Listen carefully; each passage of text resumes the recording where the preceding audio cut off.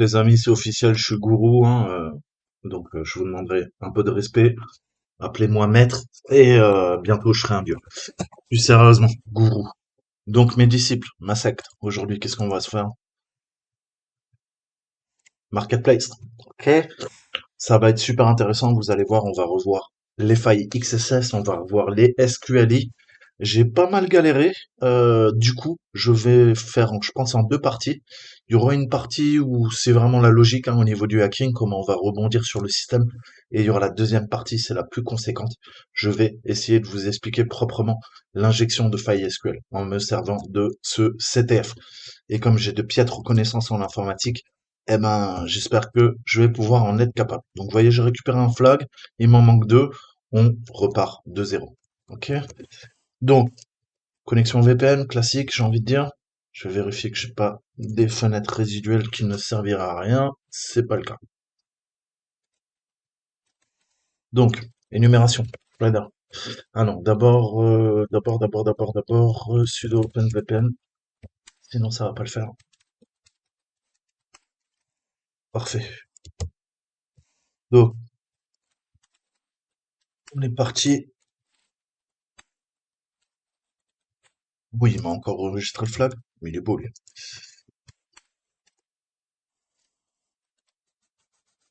Alors, adresse IP.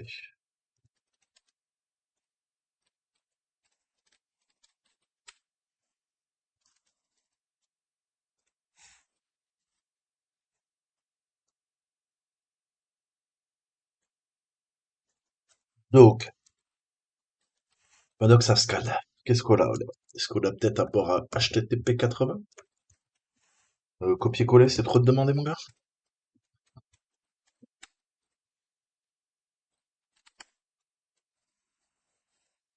Ok. Donc, on arrive sur le marketplace et on a un portable Dell vendu comme neuf, aussi bon qu'un neuf par Michael. Ok, là on voit qu'on peut contacter l'auteur et reporter l'offre, la vente, enfin comment on appelle ça, l'annonce aux administrateurs. D'accord, donc faut que je sois connecté. Donc bah, on va faire du Happy Pass. En attendant, je vais me connecter, je me crée un compte Toto. Toto. Ok.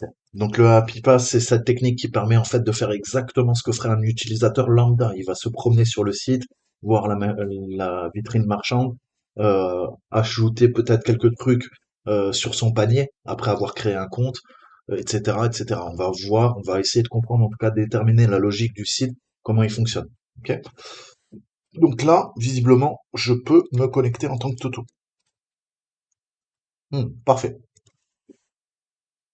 Donc on a Jake, on a Michael et Toto sur le système. Hein, je commence à faire mon recueil d'informations. Là, il nous dit c'est un cactus.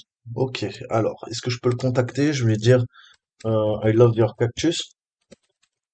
Et là, en principe, donc Toto va pouvoir contacter Jake. Le message a été envoyé successfully. Donc, moi, j'ai pas de message. Est-ce que je peux faire un new listing? Title, je vais l'appeler euh,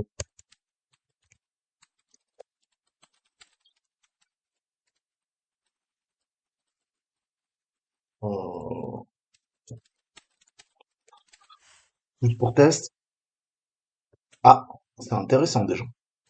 Il nous dit que le téléversement de fichiers vers le serveur est arrêté, stoppé, hein, désactivé suite à des problèmes de sécurité.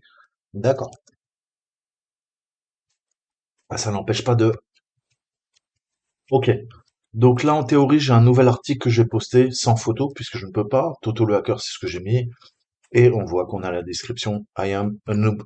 Ok. Qu'est-ce que je peux faire? Bah, je peux le contacter, je m'auto-contacte et je vais lui dire j'adore ce que vous faites.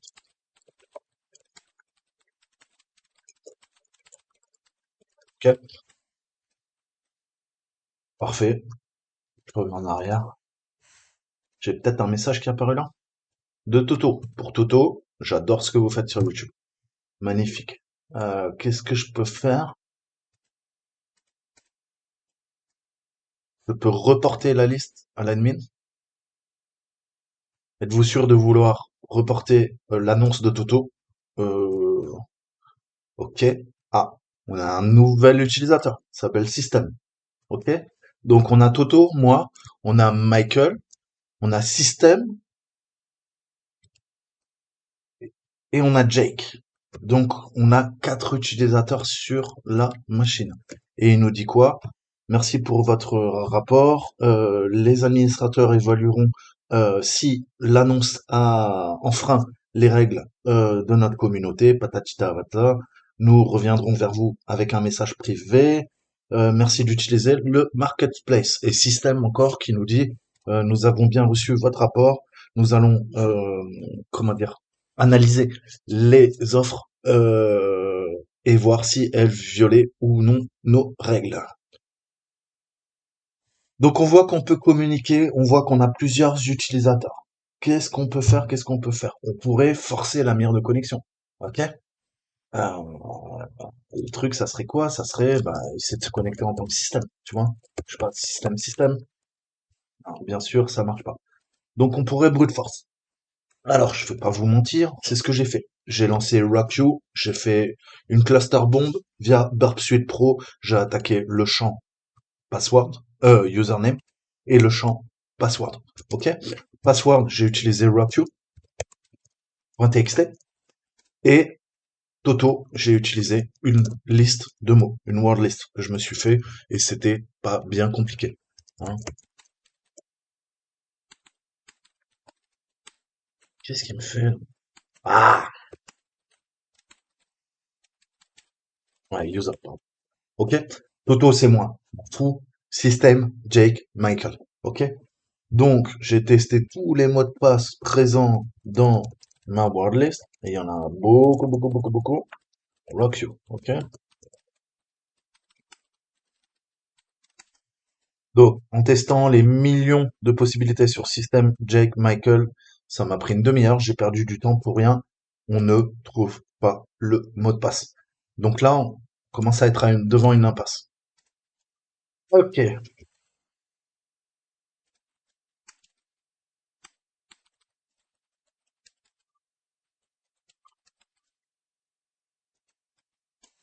que je peux faire? Regarder le code source? Ah,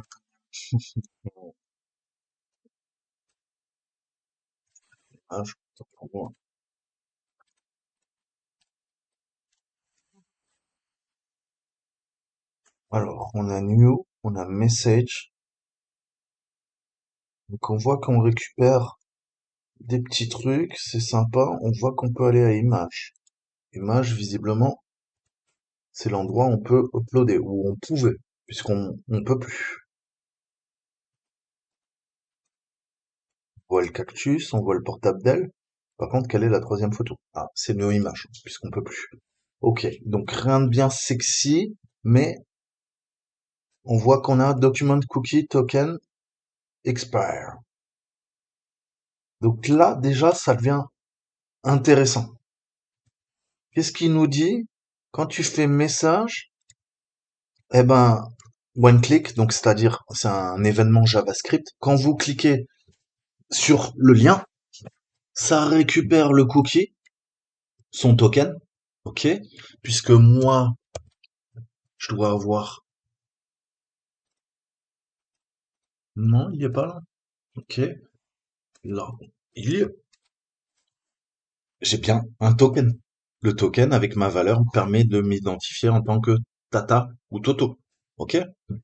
Donc, c'est intéressant parce que là, on a une certaine logique qui nous dit, bah écoute, tu vas à la racine, tu prends le document, tu le recharges, tu lui dis logout et tu me récupères le document cookie. Donc, qu'est-ce que ça nous apprend? Ça nous apprend que clairement, au niveau du code source, il y a du JavaScript qui vérifie l'identité de l'utilisateur via le document plus la méthode cookie. Ok, ça on peut la trouver, c'est du JavaScript classique. On va voir ça, on va pouvoir le militariser si éventuellement le site est sensible, ok, aux failles XSS. Il va falloir qu'on détermine tout ça. Mais vous voyez que document.cookie, c'est quoi? C'est classique. ok? C'est via les API, eh ben, on peut lire tous les cookies accessibles à partir d'une localisation, ok? Donc document.cookie. On voit qu'on récupère, mais on peut aussi définir un nouveau cookie. Donc tout ça, ça se fait dans Gecko. On a bien le pass, ok? Donc ça, j'ai envie de dire, ce sont les méthodes classiques hein, pour utiliser un cookie dans une application web, etc. Ok? On peut lui donner des noms, on peut appeler une fonction qui s'appelle la showCookie, et ben on va faire un document getElementById, et on va lui donner la valeur cookie, et ça va nous afficher la valeur du cookie. Ok? Donc vous voyez que ça, on n'a pas inventé la poudre, on ne fait que reprendre, c'est dans la documentation Mozilla de Firefox, aka Gecko. Ok? Donc new cookie, on va se servir de ce new cookie. Ça c'est un très intéressant, ok? Et vous allez voir par la suite pourquoi. Donc là, plus grand chose à faire. On va retourner sur notre repo. Vous basez pas sur les adresses IP hein, qui vont être fluctuantes puisque je vais faire la vidéo en plusieurs fois et la machine est extrêmement instable de mon côté. Donc j'ai dû relancer les VM plusieurs fois pour avoir à peu près quelque chose de propre pour vous monter la vidéo. Donc port 22, port 80. Donc on a du SSH, on a notre port 80. Ça, c'est, on le savait un peu déjà, hein, j'ai envie de dire.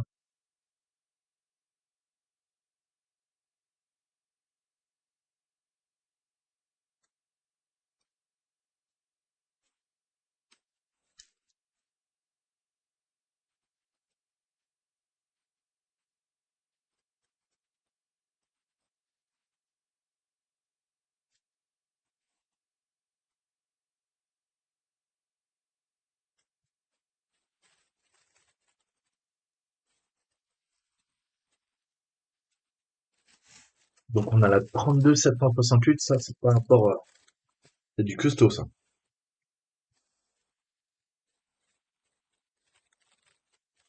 Donc il faut qu'on détermine qu'est-ce qui tourne sur le 80, je vois très bien. Le 22 aussi, c'est du SSH. Euh, Maintenant, il faut qu'on enquête sur le 32 768. Je sais pas ce qui tourne là-dessus. On va lui demander de d'énumérer via les scripts NSE les services, ok, qui sont rattachés surtout au port 32 768. Allez, c'est parti.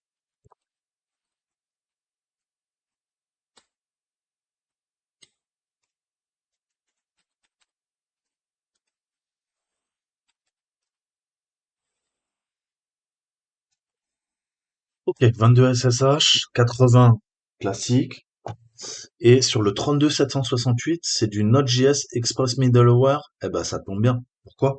Ben, c'est exactement ce qu'on a vu pendant notre phase de reco. Toi, tu peux dégager. Qu'est-ce qu'on a vu? Nginx, Express, Node.js. Ok? Donc, vous voyez que les scripts Nmap vous racontent pas de la merde. C'est assez efficace. Comme l'application WAP Analyzer. WAP Analyzer, pardon. Je vous conseille vraiment. Donc, qu'est-ce qu'on peut faire à partir de là? Qu'est-ce qu'on a extrapolé? On a extrapolé les informations des utilisateurs. On sait que c'est un site web, un site, une vitrine marchande hein, qui permet de poster un peu comme le ferait le Bon Coin, ok? Des annonces, ok? On a une annonce publiée par Michael, premier compte. On a une annonce publiée par Jack, deuxième compte. On a système qui nous envoie des informations et visiblement il est administrateur sur la machine. Voilà ce que l'on peut en conclure. On a Toto, on a Tata, les deux comptes qu'on a créés, mais honnêtement, on n'en a rien à faire, ce sont les nôtres. Donc comment je vais pouvoir maintenant usurper Michael, Jake ou système? Eh ben on va voir ça, on va faire des injections. Injection d'abord XSS pour faire tourner et modifier la logique du site web, de l'application web, ok? Je vais injecter des failles directement sur le serveur et à chaque fois qu'un utilisateur se connectera ou qu'une page web sera chargée, eh ben il y aura mon JavaScript malicieux qui va se charger, qu'il le veuille ou non. Et à partir de là, on verra comment, eh ben, on peut rebondir. Donc deux types d'injection. Première étape, les XSS. Ensuite, on fera du SQLi. Donc les XSS, laissez-moi vous remémorer la mémoire. Qu'est-ce qu'une XSS? C'est ce qu'on appelle du cross-site scripting. On a une section dédiée en JavaScript, c'est que du JavaScript, JS, XSS. Donc qu'est-ce que le cross-site scripting? Je vais y arriver. C'est une attaque par injection, ok? On va balancer des scripts malicieux en JavaScript. Le JavaScript permet de faire fonctionner la plupart des sites web. Eh ben, on peut militariser le JavaScript. On va envoyer du code malicieux et qui va prendre le contrôle via le front-end, via notre client. On va injecter du code qui va s'exécuter côté backend, côté serveur, ok? Donc c'est extrêmement puissant et ça permet de prendre le contrôle d'une application web si éventuellement les champs qui sont rentrés par l'utilisateur sont pas nettoyés, si jamais il n'y a pas de WAF, de WAF, et qui est Web Application Firewall, donc application pare-feu d'application web, et si jamais, grosso modo, le serveur est mal configuré, ok? Mais c'est extrêmement puissant. Si jamais ça marche, les failles XSS sont incroyables. Ok? Donc on va voir déjà comment tester. Je vous ai déjà fait plein de vidéos, mais c'est bon de revoir les bases tout le temps. On va voir comment injecter du code en XSS. Déjà, tester via une simple alerte JavaScript. Donc on a un événement qui s'appelle alerte en JavaScript qui nous permet d'afficher n'importe quoi. On va tester ça. Excusez-moi, je suis en train de fumer en même temps. Donc je vais faire une nouvelle annonce. Je vais l'appeler XSS, ok? Cette annonce, qu'est-ce que je vais lui dire? Bah écoute, je te balance du JavaScript. T'aimes le JavaScript? Je vais te donner du JavaScript. Ok? Qu'est-ce qu'on fait? Alerte, tout simple. Alerte, qu'est-ce que je peux lui dire?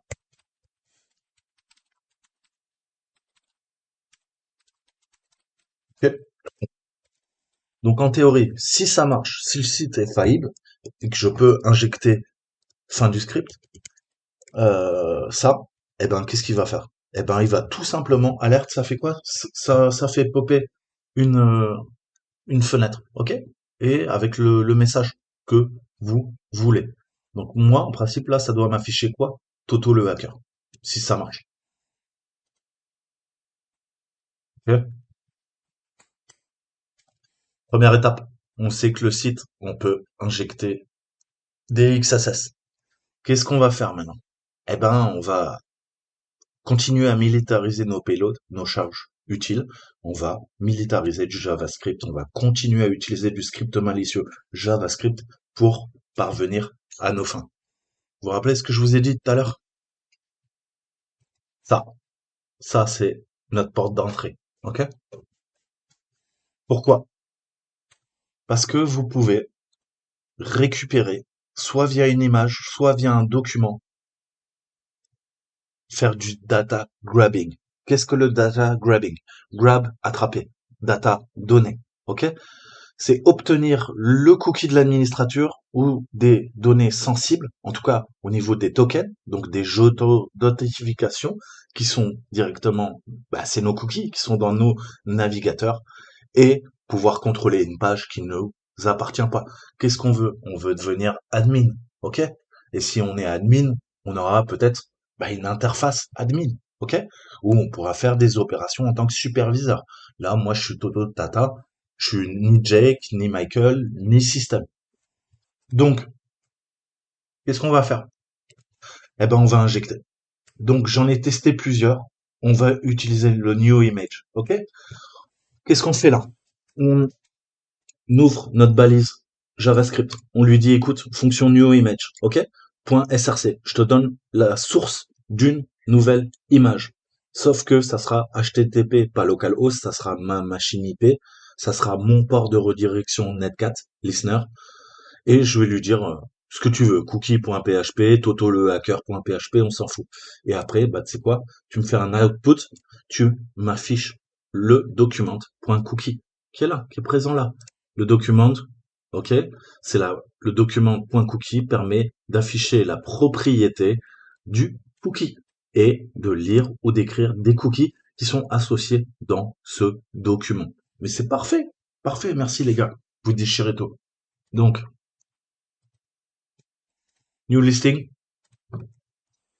XSS2. Ok. Donc là, qu'est-ce que je fais? Je vais venir copier-coller mon script. Je vais naturellement pas le laisser tel quel. Qu'est-ce que je veux? Je veux... Ah, je peux vous montrer, hein. Franchement, c'est pas, ne croyez pas que c'est statique, hein. Je peux tout modifier dynamiquement. Je vais l'appeler toto.php, le script. Ok? Mon local host, si tu veux. Mais non. Qu'est-ce que je veux? Mon adresse IP. Ok? Et qu'est-ce que je veux? Je veux qu'il se connecte à un port. Ok? On va ouvrir quoi, en fait? On va ouvrir un Netcat Listener sur ma machine avec un port qui est dédié. Et qu'est-ce que va faire le script? Il va ouvrir une faille, en fait, hein, et il va se connecter à mon Netcat Listener. Et qu'est-ce que je lui demande là, dans ce script malicieux JavaScript? Je lui demande tout simplement de m'afficher, pour l'instant, mon token. Ok? Je veux récupérer mon propre cookie qui est dans mon navigateur web. Ok? À partir du serveur. Est-ce qu'il est capable de me faire ça? S'il est capable de me faire ça, après on essaiera de trouver une autre méthode pour récupérer le cookie, vous l'avez compris, de l'admin. Nous, le nôtre, j'en ai rien à faire. Je fais contrôle maj i, je l'ai mon cookie. Mais déjà, c'est pour comprendre toutes les mécaniques sous-jacentes. Ok? Donc là, document.cookie, il appelle le script. Qu'est-ce qu'il faut? Il faut que là, je détermine un port. Donc je vais prendre un port classique, hein, qui est ouvert tout simplement sur ma machine. Je veux pas me casser à la tête. Et je vais lui dire, bah écoute, tu m'ouvres le port sur, je crois que j'ai 444, si je dis pas de bêtises.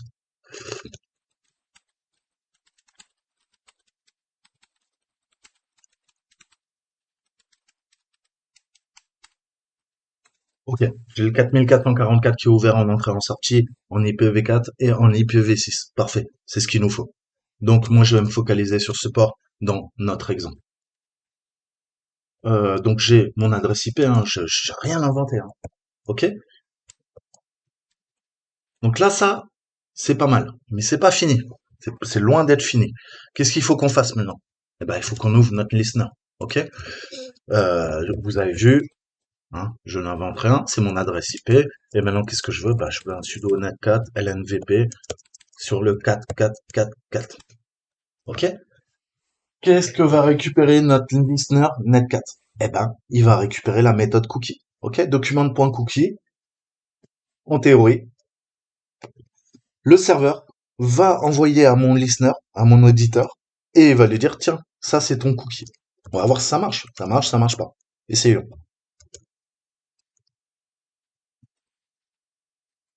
Ok. Pas besoin de toi, tu peux dégager, je te remercie.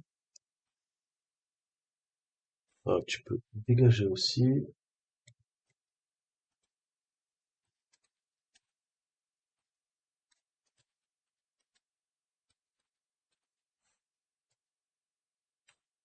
On voit que ça marche. Ça marche même parfaitement. Comment je sais ça? Regardez, je vous prends que le début, hein, on va pas se casser la tête. E, Y, J, H, B, G, C. Ok? Je retourne. Contrôle, maj, I. E, Y, J, L, H, B, G. Qu'est-ce qu'il a fait? Il a réussi, via une commande, un JavaScript malicieux côté back-end, le serveur a envoyé la requête à mon navigateur et le navigateur a exécuté le JavaScript malicieux. Et le JavaScript lui a dit, écoute, tu vas dans storage, dans cookie pour cette machine et il y a un cookie, son nom c'est token, tu m'affiches la valeur. Ok? Ni plus ni moins. C'est exactement ce qu'il a fait là. Et ça a fait un get directement sur ma machine, dans mon navigateur. Ok? Et on voit qu'on est en train déjà de gruger parce que on lui dit, écoute, oui, t'inquiète pas, c'est une image. Ben non, c'est pas une image. On est en train de taper dans un cookie. Mais vous voyez que là, on est en train de détourner, hein, c'est le principe du hacking, détourner la fonction principale d'une chose. Ok? Je vais me servir. Ok, ça permet de récupérer des cookies, c'est bien. Moi, je veux récupérer maintenant les cookies des autres. Donc, comment je peux faire ça? Alors, après de multiples tests, eh ben, tout simplement, Il fallait penser. On relance un listener. Je vais revenir sur la machine. Ok. Je vais faire un new listing. Même pas besoin, en fait. Qu'est-ce que je fais? Je reviens sur ma XSS2.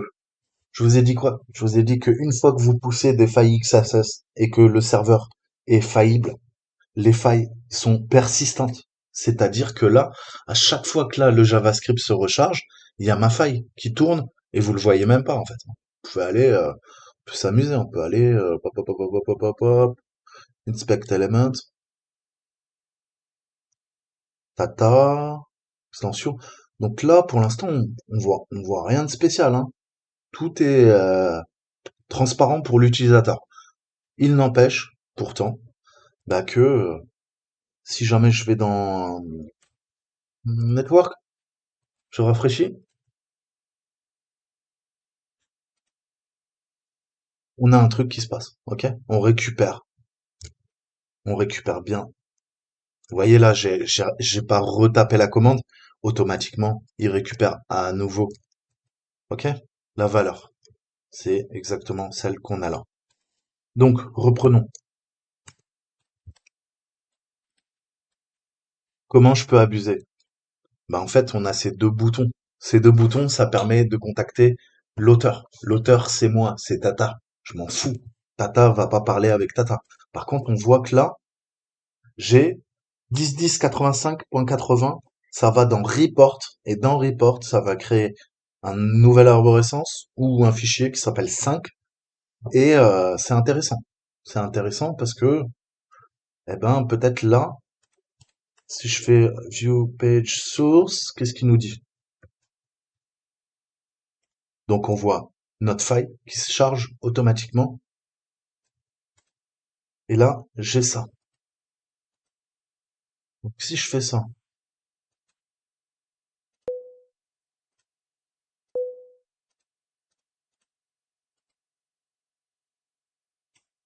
ouvre-le,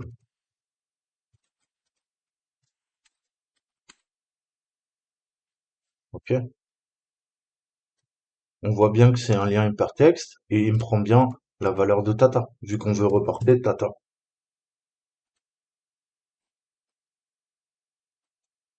Et là, sur le onClick, il va nous faire quoi? Un document de cookie, si c'est un message. Sinon, via post, qu'est-ce qu'il transmet? Eh ben, le rapport. Mais peut-être que, vu que tout fonctionne avec le document de cookie, peut-être que lui aussi va se servir de quoi? Bah, du cookie de l'admin pour pouvoir communiquer, pour que Tata puisse communiquer, euh, enfin que on puisse pousser à l'administrateur le rapport de Tata. Donc on peut tester, ça coûte rien. Je vous dis, c'est du try and error, hein, comme on dit. On va tester, on va se casser les dents jusqu'à que ça marche. Qu'est-ce que j'ai? J'ai mon listener. Merci de votre rapport. Ah, je viens de récupérer un cookie. EYJHBG. Là, vous allez me dire, ouais, mais t'es gentil, Coco, c'est le même. EYGB. Ouais, mais attends, regarde la fin. Regarde la fin. STWQR5ETTTE. C'est pas le même. C'est pas le même. Donc, est-ce qu'on n'aurait pas réussi notre attaque? Comment je peux l'usurper? Tout connement, en fait. Qu'est-ce que je fais? Je me log out, et là, il me demande un mot de passe. J'ai pas le mot de passe, j'ai pas l'utilisateur. Mais j'ai quoi? J'ai un cookie. Contrôle, maj, I. Storage, ok? Plus de cookies? Bah, c'est normal, je suis pas connecté. Donc, qu'est-ce que je fais? Bah, je crée un nouveau cookie. On a vu qu'il s'appelait comment? Token. Et qu'est-ce que je fais?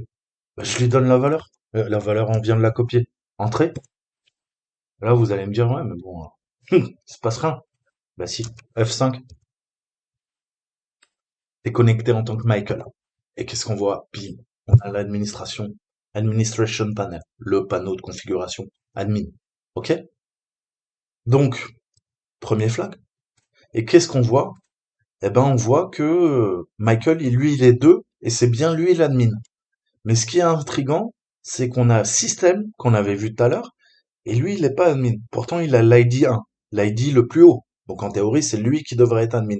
Pourtant, c'est Michael. Jake est aussi administrateur, donc ID 2, 3. Toto, administrateur false. Data, administrateur false. Vous l'avez bien compris. Donc, qu'est-ce que je peux faire? Toto, je vais lui dire, écoute, vas-y, delete. Tu me supprimes l'utilisateur. Data, on n'en a plus besoin. Ok? Donc moi là, je suis connecté en tant que Michael. Donc c'est bien, j'ai accès au contrôle de l'administration du site. Par contre, on voit bien que j'ai le mot de passe sous forme de cookie. Je n'ai pas le mot de passe en clair. Il va falloir qu'on détermine. Je voudrais même récupérer le mot de passe en clair de système. Pourquoi? Bah pour pouvoir me connecter en tant que système. Donc deuxième truc qui est intriguant, si vous regardez bien, maintenant on va passer à l'injection de failles SQL. Ok? Je vais couper la vidéo. Ça c'était la première partie, mais brièvement. On voit qu'en paramètres, on a l'utilisateur qui est passé. ID 1, donc ça veut dire quoi? Si je mets 2, ça passe à Michael. Si je mets 3, ça va passer à Jake. Ok? Donc on voit que l'argument, là, il est passé. Tu vois, on a la variable admin, enfin, appel vers admin, et ensuite on a une variable user qui est égale à quelque chose. Donc est-ce qu'on peut pas faire planter la base de données? Mais pas planter méchamment. Juste faire des error base. Ok? Et vous allez voir que bah, je peux juste commenter, faire un simple quote, et là ça me flow une erreur. Ça me balance une erreur, et ça me fait problème de partage de données. Ok? Vous avez une erreur dans votre syntaxe SQL. Vérifiez le manuel pour savoir si ça correspond à la version MySQL de votre serveur et si la bonne syntaxe, donc simple code, est bien légitime au niveau de la ligne 1. Ok? On n'a qu'une ligne. La ligne, elle est là. Ok? C'est tout ce qui est passé là-dedans. Donc je sais que maintenant je viens de créer une erreur SQL. Donc ça veut dire quoi? Ça veut dire que je sais que ce champ-là, user, je vais pouvoir injecter des failles SQL. Ok? Donc, deuxième partie, on va voir comment injecter des failles SQL pour récupérer le compte admin système en clair, pas via un cookie. Un cookie, c'était la première étape pour pouvoir se connecter au panneau d'administration. Ok? Donc, ça, c'était la première partie de la vidéo. On se retrouvera pour la deuxième. Je vous dis à très bientôt. Ciao, ciao.